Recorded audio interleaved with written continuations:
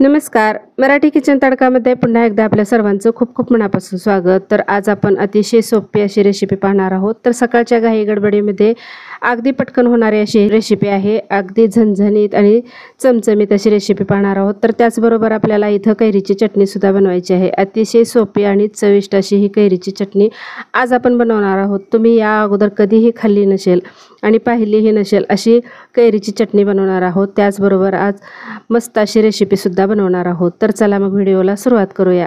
त्यासाठी आपल्याला सुरुवातीला इथं 2 मध्यम आकाराचे कांदे घ्यायचे आहेत आणि आपल्याला हे भाजून घ्यायचे आहेत. थोडंसं तेल आपल्याला यामध्ये घालायचं आहे, पण सुरुवातीला कांदा आपल्याला असाच भाजून घ्यायचा आहे. कारण सुरुवातीलाच आपण तेल टाकलं तर मग कांदा व्यवस्थित भाजला जात नाही. त्यासाठी आपल्याला सुरुवातीला तेल टाकायचं नाही. कांदा थोडासा लालसर झाल्यानंतर यामध्ये आपल्याला किंचित थोडंसं तेल टाकायचं आणि तेलावरती आपल्याला हे कांदा परतून घ्यायचा आहे. आता हा कांदा छान व्यवस्थित परतल्यानंतर साईडला करून घ्यायचा आणि त्यानंतर आपल्याला खोबरं घालायचं आहे. तर इथं थोडंसं खोबरं मी अशी बारीक तुकडे केलेले आहेत आणि खोबरंसुद्धा आपल्याला छान भाजून घ्यायचं आहे. खोबरंसुद्धा थोडंसं भाजून घेतल्यानंतर यामध्ये आपल्याला तेल घालायचं आहे. अगदी थोडंसं असं मी इथं तेल घातलेलं आहे आणि खोबरंसुद्धा तेलावरती आपल्याला छान भाजून घ्यायचं आहे. खोबरं भाजल्यानंतर ते सुद्धा आपल्याला साईडला करायचं आहे आणि इथं 10 ते 12 लसणाच्या पाकळ्या आणि 2 चमचे आपल्याला तीळ घ्यायचं आहे. आता हे लसूण आणि तीळ हे सुद्धा थोडंसं तेलावरती आपल्याला परतून घ्यायचं आहे. इथं तेलाचा जास्त आपल्याला उपयोग करायचा नाही, कारण जास्त तेलकट उन्हाळ्यामध्ये चालत नाही. त्यामुळं आपल्याला जितकं साधं जेवण असेल उन्हाळ्यामध्ये तितकं शरीराला चांगलं असतं. त्यासाठी मी इथं तेलाचा जास्त वापर केलेला नाही. कमीच तेलामध्ये अगदी चमचमीत आणि झणझणीत अशी ही भाजी होणार आहे. अशा पद्धतीनं सर्व मसाला हा आपला भाजून तयार झालेला आहे. थंड करून घ्यायचा, थंड करायला ठेवायचा आणि आता त्यानंतर इथं आपल्याला एक फोडणी तयार करायची आहे. कढईमध्ये अगदी 1 चमचा तेल घातलेलं आहे. थोडीशी मोहरी, थोडीशी जिरं घातलेली आहेत आणि त्यामध्ये आपल्याला पाणी घालायचं आहे. 1 ते 1.5 तांबे आपल्याला पाणी घालायचं आहे. पाणी थोडंसं भरपूर आपल्याला इथं लागणार आहे. आता झाकून ठेवायचं याला उकळी येण्यासाठी. तोपर्यंत आपण इथं पीठ मळून घेऊया. त्यासाठी इथं 1 वाटी मी बेसन घेतलेलं आहे. बेसन आपल्याला स्वच्छ चाळणीने चाळून घ्यायचं आहे. यामध्ये पाव चमचा हळद, अर्धा चमचा आपल्याला इथं लाल तिखट लागणार आहे आणि 7 ते 8 लसणाच्या पाकळ्या मी इथं बारीक ठेचून घातलेली आहेत. त्यानंतर यामध्ये भाजलेली जिऱ्याची पूड आपल्याला अर्धा चमचा घालायची आहे आणि चवीपुरतं मीठ घालायचं आहे. हे छान व्यवस्थित मिक्स करून घ्यायचं आहे आणि थोडं थोडं पाणी घालून आपल्याला छान ह्याचा घट्ट असा गोळा बनवायचा आहे.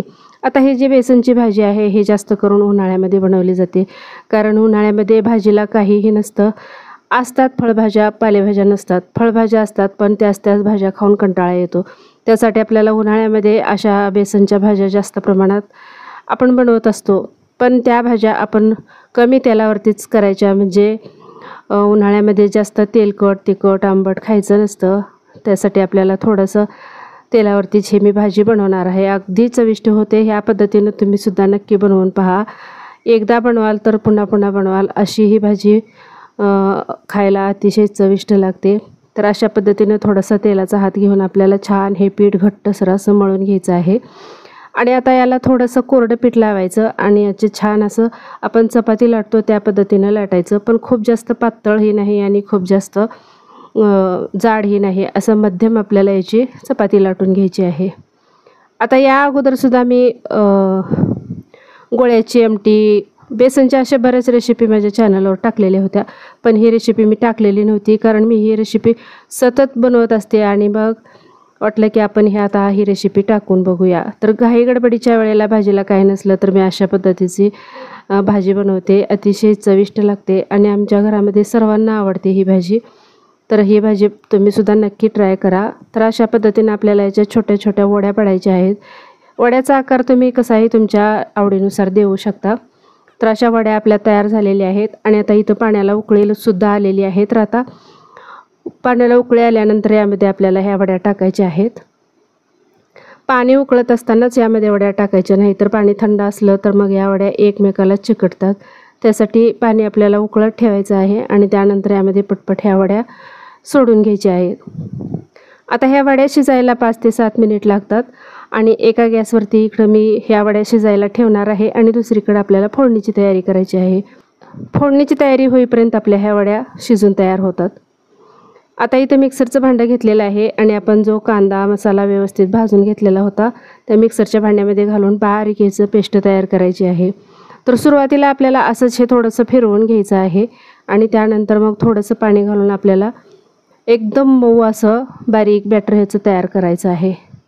फोडणीची तयारी करायची आहे। त्यासाठी इथे मी 2 ते 3 चमचे तेल घातलेलं आहे। तेल छान तापल्यानंतर यामध्ये थोडीशी जिरं, थोडीशी मोहरी आणि आपण जे वाटण वाटलेलं होतं ते वाटण यामध्ये घालायचं आहे। संपूर्ण वाटण यामध्ये घातल्यानंतर व्यवस्थित हे मिक्स करून घ्यायचं आणि तेलावरती थोडंसं परतून घ्यायचं। परतून घेतल्यानंतर यामध्ये आपल्याला मसाले घालायचे आहेत। तर आता बरेच जण यामध्ये भरपूर असे मसाले घालतात, तर इथं मी अगदी थोड्याशाच मसाल्यावरती ही भाजी बनवणार आहे। हे जे काळं तिखट आहे हे मी 1.5 चमचा घातलेलं आहे, यालाच येसूरसुद्धा म्हणतात। पाव चमचा हळद घालायची आहे आणि अर्धा चमचा फक्त बेडगी मिरची घालायची आहे कलर येण्यासाठी। आता यामध्ये आपल्याला धनेपूड घालायची आहे अर्धा चमचा। असे हे छोटे छोटे मसाल्याचे पॉकेट मिळतात आणि हे अतिशय चविष्ट असा हा मसाला आहे। कोणत्याही भाजीला अगदी चव येते या मसाल्याने, त्यामुळे मी ह्या घरकुल मटण मसाला असं ह्या मसाल्याचं नाव आहे आणि हा मसाला मी 1 पॉकेट यामध्ये घातलेला आहे। थोडंसं पाणी घालायचं म्हणजे मसाला आपला करपू नये म्हणून आणि थोडंसं वरती झाकण ठेवून एक वाफ काढून घ्यायची, म्हणजे आपले हे मसाले आहेत ते व्यवस्थित शिजले जातात।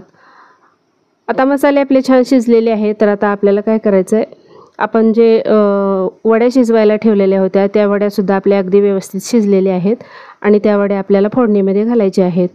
आता तुम्हाला पाणी यामध्ये वाढवायचं असेल तर गरम पाणी करूनच यामध्ये टाकायचं, थंड पाणी अजिबात टाकायचं नाही, नाहीतर मग भाजीची चव बिघडू शकते। त्यासाठी इथं गरम पाणी घालायचं आहे। आता चवीपुरतं मीठ घालायचं आणि आता थोडंसं याला एक उकळी येऊ द्यायची आणि त्यानंतर पाणी घालायचं। जितकं पातळ भाजी असेल तितकीही छान लागते आणि जितकी घट्ट असेल तितकीही छान लागते। आता भातावर हे जर तुम्हाला खायचे असेल तर थोडीशी पातळ तुम्ही बनवू शकता किंवा मग चपातीबरोबर भाकरीबरोबर खायची असेल तर थोडीशी दाटसर बनवू शकता। तसं तर ही भाजी जी आहे हे ज्वारीच्या भाकरीबरोबरच खायला छान लागते। तर अशा पद्धतीनं आपली भाजी इथं तयार झालेली आहे, अगदी चमचमीत अशी ही भाजी। तर आता इथं आपल्याला कैरीची चटणी बनवायची आहे, तर त्यासाठी शेंगदाणे आपल्याला थोडेसे भिजत ठेवायचे आहेत। अर्धा कप शेंगदाणे मी पाण्यामध्ये भिजत ठेवलेली आहेत। शेंगदाणे भिजले की त्याची चटणी अतिशय चविष्ट लागते। जसे आपण ओल्या खोबऱ्याची चटणी बनवतो त्याच पद्धतीनं आपण असे ओले शेंगदाणे घालून सुद्धा चटणी बनवू शकतो। त्याच्याने खूप छान अशी चव येते चटणीला आणि अगदी लहानांपासून मोठ्यांपर्यंत सर्वजण आवडीने ही चटणी खातात। तर अशा पद्धतीनं तुम्ही सुद्धा एकदा बनवून पहा, अतिशय चविष्ट अशी ही चटणी होते। तर शेंगदाणे आपले इकडे भिजत आहेत तोपर्यंत आपण इथं चटणीची तयारी करणार आहोत। याची कैरीची आहे हे साल मी काढून घेतलेली आहे। आता ही कैरी आंबट नाही, कारण हा केशरचा आंबा आहे त्यामुळे जास्त आंबट नाही। आणि जर तुमच्याकडे आंबट कैरी असेल तर तुम्ही थोडीशी कैरी यामध्ये घालू शकता, कारण आता हे आंबट कैरी नाही यामुळे मी इथं संपूर्ण कैरी इथं घालणार आहे। कैरी आपली बारीक कट करून झालेली आहे, तर मिक्सरच्या भांड्यामध्ये कैरी ही घालायची आणि शेंगदाणे हे आता छान भिजलेले आहेत, तर शेंगदाणे सुद्धा यामध्ये आपल्याला घालायचे आहेत। शेंगदाणे तुम्ही तुमच्या आवडीनुसार घालू शकता, कारण जर तुमची कैरी आंबट असेल तर शेंगदाण्याचं प्रमाण सुद्धा तुम्ही इथं वाढवून घेऊ शकता। आता यामध्ये आपल्याला 2 ते 3 हिरवी मिरची कट करून घालायची आहे। तर हिरवी मिरची जास्त घालायची नाही, फक्त 2 ते 3च हिरवी मिरची यामध्ये घालायची आहे। आता यामध्ये पाव चमचा हळद, अर्धा चमचा जिरे घालायचे आहेत आणि 7 ते 8 लसणाच्या पाकळ्या घालायच्या आहेत। चवीपुरतं मीठ यामध्ये घालायचं आहे। खूप जास्त साहित्यही लागत नाही, कमी साहित्यामध्ये अतिशय चविष्ट अशी ही चटणी होते। सुरुवातीला थोडंसं याला फिरवून घ्यायचं जाडसर असं आणि त्यानंतर यामध्ये आपल्याला पाणी घालायचं आहे। अगदी थोडंसं पाणी घालून याची मस्त अशी चटणी तयार करायची आहे। अगदी बारीक ही नाही, जास्त जाडसर ही नाही, रवाळ अशी रवा असतो अगदी तशा पद्धतीने आपल्याला ही चटणी वाटायची आहे। आता ही चटणी आपली तयार झालेली आहे, तर एका आता बाउलमध्ये आपल्याला काढून घ्यायचं आहे आणि याला छान असा तडका द्यायचा आहे। तर आता इथं तेल गरम करून घ्यायचं आणि त्यामध्ये थोडीशी मोहरी, थोडीशी जिरं आणि थोडंसं हिंग घालायचं, कढीपत्ता घालायचा आणि याचा छान असा तडका चटणीला द्यायचा। तर ही जी चटणी आहे हे अतिशय चविष्ट लागते। आता इकडच्या गावाकडच्या भागामध्ये जास्त करून अशाच पद्धतीने चटणी बनवली जाते आणि आमच्या इथं सुद्धा सर्रास ही चटणी बनवली जाते। अगदी लहानांपासून मोठ्यांपर्यंत वरण भात असो किंवा चपाती भाकरी भाजी असो त्याच्यासोबत तोंडी लावण्यासाठी ही चटणी अप्रतिम लागते। तर आता इथं आपल्या सर्व भाज्या तयार झालेल्या आहेत, तर आता सर्विंग प्लेटमध्ये आपल्याला काढून घ्यायची आहे। चमचमीत आणि झणझणीत अशी ही भाजीसुद्धा आपली तयार झालेली आहे। अगदी 1 वाटी बेसनपासून आपण भरपूर अशी भाजी बनवू शकतो. आणि त्यानंतर चपाती आणि अतिशय चविष्ट अशी चटणी, त्याचबरोबर थंडगार ताक आणि सोबत कांदा. तर हे गावाकडच्या पद्धतीनं अशा पद्धतीनं हे जेवण बनवलं जातं. अगदी साधं हे जेवण आहे. आता काही जण म्हणतात यामध्ये ह्या भाजीमध्ये भरपूर मसाले घालून काही जण भाजी बनवतात. तर भरपूर मसाले घातल्यानंतरच भाजी चविष्ट होते असं काही नाही. तर कमी मसाल्यामध्ये कमी तेलामध्ये सुद्धा भाजी चविष्ट होऊ शकते. तर आमच्या इकडच्या भागामध्ये जास्त तेल किंवा जास्त मसाले वापरत नाहीत. अगदी कमी मसाल्यामध्ये. आणि आता प्रत्येकाच्या हाताला चव वेगवेगळी असते. आता प्रत्येकजण ह्याच पद्धतीने बनवायला असेल असं नाही, तर प्रत्येकजण वेगवेगळ्या पद्धतीने ही भाजी बनवू शकतो. उन्हाळ्यामध्ये खास करून ही रेसिपी बनवली जाते. तर ह्या पद्धतीने तुम्ही सुद्धा एकदा नक्की ट्राय करा. अगदी हेल्दी आणि साधं सोपं असं हे जेवण आहे. जास्त चमचमीत झणझणीत भाज्या अशा उन्हाळ्यामध्ये खायच्या नसतात, कारण ऊन भरपूर असतं आणि त्यामध्ये आपल्या शरीराला हे असं तेलकट, तिखट, आंबट, मसालेदार पदार्थ द्यायचे नाहीत. त्यामुळे आपल्या शरीराची प्रकृती बिघडू शकते. त्यासाठी हलकं आणि साधं जेवण आपण घरी बनवू शकतो. आता मी हे जे जेवण आहे हे मी तुम्हाला टेस्ट करून दाखवते. तर हे जी भाजी आहे आपण बेसनची बनवलेली आणि त्याबरोबर ज्वारीची भाकरी असली तर अतिशय चविष्ट अशी लागते. पण मी आज इथं चपाती बनवलेली आहे. त्याचसोबत कांदा आणि कैरीची चटणी. कैरीची चटणी तुम्ही या पद्धतीनं नक्की बनवून पहा, कारण आता कैरीचा सीझन चालू झालेला आहे. भरपूर कैऱ्या बाजारामध्ये आहेत आणि वेगवेगळ्या पद्धतीनं आपण अशा चटण्या बनवून खाऊ शकतो. तर अतिशय चविष्ट असं हे जेवण तयार झालेलं आहे. आजचा हा व्हिडिओ जर तुम्हाला आवडला तर नक्की लाईक शेअर करा. चॅनलवर नवीन असाल तर सबस्क्राईब करायला विसरू नका. भेटूया पुढच्या आता नवीन व्हिडिओमध्ये नवीन रेसिपीमध्ये. तोपर्यंत बाय बाय.